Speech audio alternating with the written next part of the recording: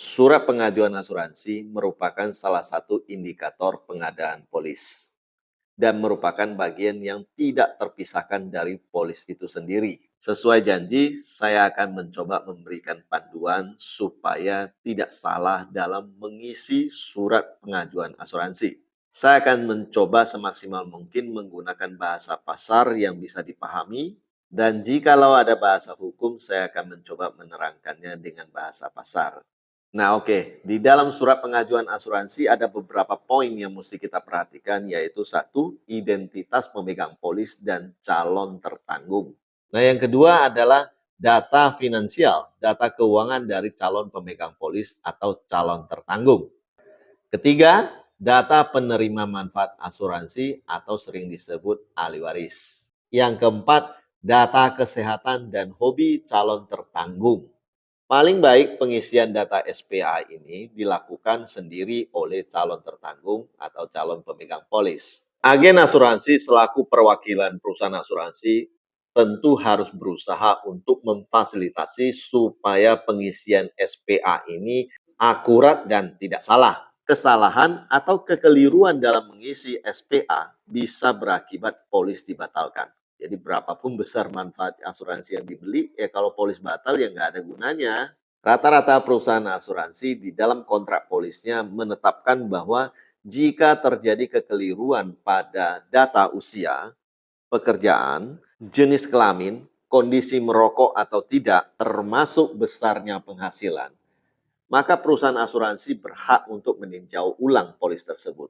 Nah, hasil dari tinjau ulang tersebut kemudian bisa berupa penetapan persyaratan tertentu atau kondisi substandar polis. Bisa berujung kepada polis dibatalkan oleh perusahaan asuransi. Oke, sekali lagi, usia, jenis kelamin, pekerjaan, merokok atau tidak, besarnya penghasilan. Khusus untuk rekam medis calon tertanggung atau riwayat pengobatan yang pernah ada, baik di rumah sakit, klinik, tempat praktek dokter, dan tempat-tempat pemeriksaan kesehatan. Jikalau seorang calon tertanggung lupa atau ragu-ragu, sebaiknya meminta rekam medis tersebut kepada panel yang bersangkutan. Karena apa yang tercatat di panel kesehatan rumah sakit, klinik, dan tempat praktek dokter tersebut tidak akan hilang. Tetapi calon tertanggung bisa lupa. Nah, untuk itulah calon tertanggung itu meminta data tersebut supaya tidak lupa pada saat pengisian SPA. SPA juga boleh dipandu pengisiannya oleh seorang agen dengan syarat harus diisi di hadapan calon tertanggung, calon pemegang polis, dan jawabannya harus benar-benar berdasarkan apa yang dikatakan oleh calon tertanggung, calon pemegang polis. Nah, pada poin ini saya akan memberikan panduan baik calon tertanggung maupun agen harus sangat teliti dalam mengisi SPA ini sebab ada dua konsekuensi.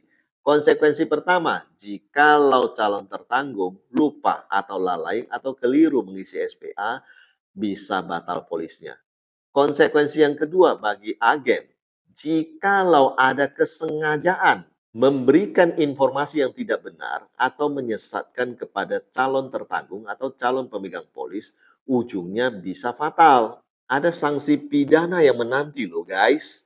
Di dalam Undang-Undang Nomor 40 Tahun 2014 tentang Perasuransian, Pasal 31 Ayat 2. Sanksi penjara paling lama 5 tahun atau denda maksimal 5 miliar loh guys. Ngeri tuh bos. Sanksi ini juga diatur di dalam Undang-Undang P2SK, Pengembangan dan Penguatan Sektor Keuangan. Khusus untuk agen asuransi, perbuatan dengan sengaja memberikan informasi yang menyesatkan calon tertanggung atau calon pemegang polis, jadinya diatur di pasal 27 ayat 7 dan perusahaan asuransinya tetap di 31 ayat 2. Dan yang menarik ada tambahan pihak lain. Pihak lain ini yang bekerja sama dengan perusahaan asuransi untuk memasarkan produknya diatur di dalam 28 ayat 6. Sama, semua pihak tidak boleh memberikan informasi yang menyesatkan kepada calon tertanggung atau calon pemegang polis. Nah, cara yang paling baik dan paling safety seorang agen asuransi dalam menjalankan profesi ini adalah apa? Bertanya sejujur-jujurnya, setransparan mungkin kepada calon tertanggung, calon pemegang polis, seluruh isi dari SPA tersebut. Cara yang terbaik dari seorang calon nasabah adalah membaca seluruh isi dari SPA tersebut dan menjawabnya dengan jujur. Bila ada yang ragu, terutama terkait dengan rekam medis, agar dipending dulu dan ditanyakan dulu. Diminta datanya kepada semua panel kesehatan rumah sakit tempat praktek dokter yang terkait tadi. Nah, jika polis asuransi sudah diadakan dengan benar seperti ini, insya Allah semuanya aman. Tidak ada celah lagi bagi perusahaan asuransi untuk bisa membatalkan polis ini. Ingat, berapapun besar dan bagusnya manfaat yang Anda miliki dalam polis asuransi, tidak akan bisa dipakai ketika polis asuransi Anda menjadi batal karena hal-hal seperti ini. Oke guys,